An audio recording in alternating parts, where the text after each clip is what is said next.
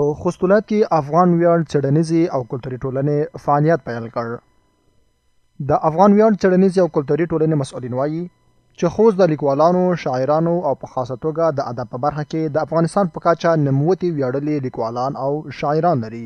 دوی زیاتوي موخه یې په خوست کې د خوست تاریخي، ادبي او کلتوري اړوند موضوعات مستند کول دي. مرکز سربیره وغوښتل چې خوست هم د خپلو فعالیتونو لړۍ وغځوي. دغه ټولنه چې مرکز کې فعالیت کوي د خپلو فعالیتونو غیږه پراخه ده.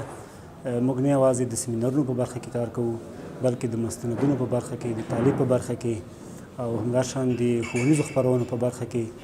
حتی زموږ ټولنه د خپل نوم لاندې یوه مجله هم لري.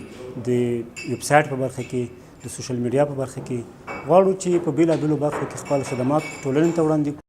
په خوست کې شته لیکوالان او ادیبان د یاد ټولنې په فعالیت خوښي ښایي او غوښتنه کوي چې خپلې چارې دې دوامدار وساتي. یعنې اوس په خوست کې داسې یوه فعاله ټولنه نه وه چې هغه د ادب په ډګر کې، د فرهنګ په ډګر کې کار وکړي. نو دا ډول ټولنې لکه د نن چې جوړه شوه او یا نوره که جوړېږي، بېلې شکه په ادبیاتو باندې، په هنر باندې، په فرهنګ باندې تاثیر ځکه زیات دی. د پښتو ژبه، پښتو ادب دا یوازې په د ادبي ټولنو ډېر ژوندی ساتلی ده او هم ژبه ژوندی ساتلې ده، هم ادب ژوندی ساتلی ده.